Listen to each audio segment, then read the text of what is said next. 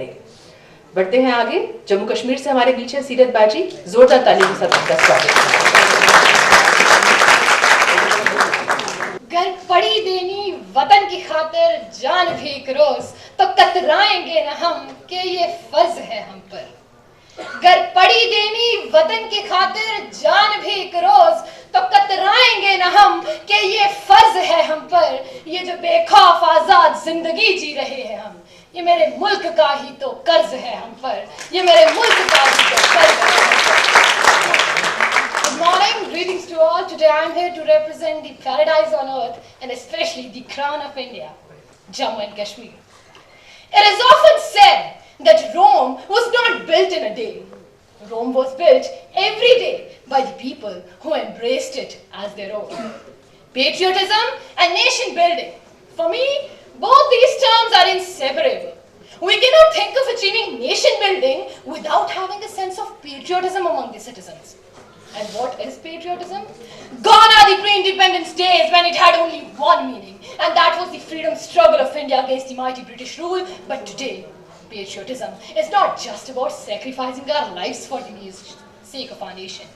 It means treating a country like your own, being loyal to it, and putting its interests at the topmost priority. History is replete with many examples where patriotism helped the nations to grow tremendously. Take for example the case of Japan. We all know after the Hiroshima and Nagasaki nuclear attacks, that whole nation crumbled. But today, because of the dedication of the people of Japan, we are all well aware of the position at which Japan stands. Now let's talk about Israel. A small country with very few resources and least productivity has maintained its unique identity in the global world because of its people. Friends, undoubtedly patriotism is the foundation stone of nation building. Ladies and gentlemen, 2.4% of total geographical area. India, the greatest diversity in terms of religion and culture. India, world's largest democracy and one of the fastest growing economies. India has the second largest population in the world. And so, it is quite naturally exposed to the gaze of miscreants, criminals, and people of shady character. But, in spite of all such differences and variations, the binding force that keeps us all together united is the fact that before anything else, we are all Indians. Worthy audience, poverty, unemployment, corruption, discrimination, violence, militancy, and many more are the basic issues with which India as a nation on the whole is struggling today. Let me draw your attention towards some statistics here. 36 crore of people live below poverty line in India. Largest number of hunger deaths in the world occur in India. Every second woman is anemic in India. Every fifth child dies of malnutrition in India. Every 5 minutes, a crime against women is committed in India. There are lakhs of children in rural areas who only dream of going to school in India. With such a bleak scenario, ladies and gentlemen, feeling of oneness, sense of patriotism, and realizing our responsibility towards the development of the country we live in is the only way to deal with all such issues. While sitting over there and listening to all my fellow speakers since yesterday, I heard them making points like, we need to, transform our villages into smart cities. Some said that we need to donate our blood and we need to educate the poor, which are quite notable points. But here I would like to quote, कि फकत बातें अंधेरों की, महज किस्से उजालों के. फकत बातें अंधेरों की, महज किस्से उजालों के. चिरागे आरज़ू लेकर, अब तुम निकले ना हम निकले. These are all topics, my dear friends. हम बात करते हैं, हमें भगत सिंह तो चाहिए मगर अपने घर में नहीं चाहिए, पड़ोसी के घर में चाहिए. This is the reality of India. And what I feel is we don't need to make or take some big initiatives or take some big step. I want is that we just need to perform our duty with honesty. Whether it's a doctor, an engineer, a bureaucrat, a politician, a teacher, you judges only, or we students like you and me, what we need to do is to perform our duty with utmost honesty and dedication, which can eventually reduce most of our problems.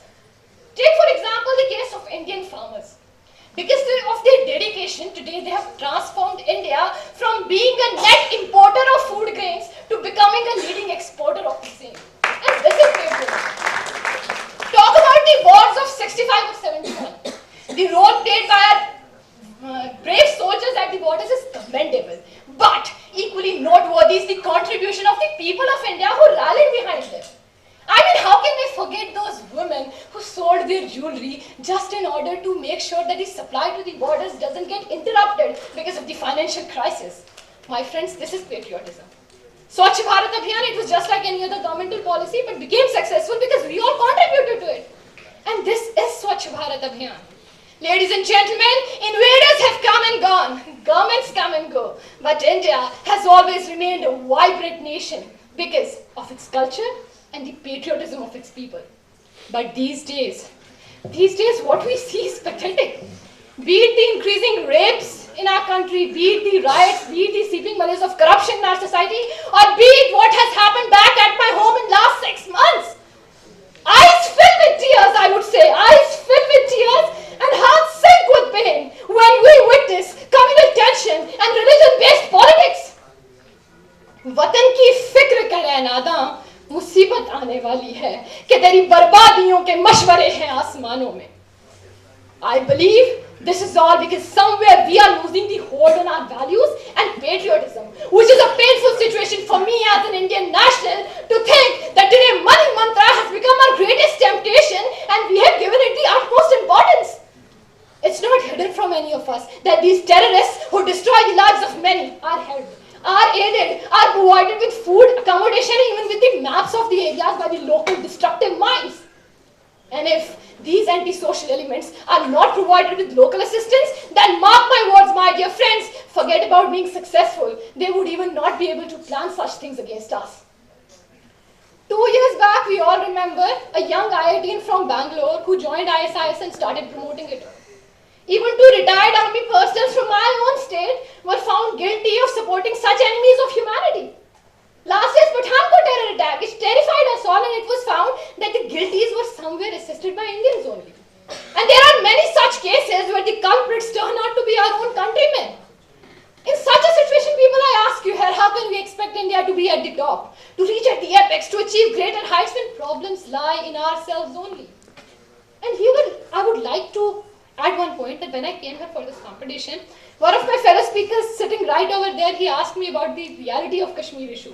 That what is it in actual? We see in media it's different, but you tell us what is it in actual. So I just thought that because I'm representing Jammu and Kashmir today, so it would be really unfair if I don't speak about my people today.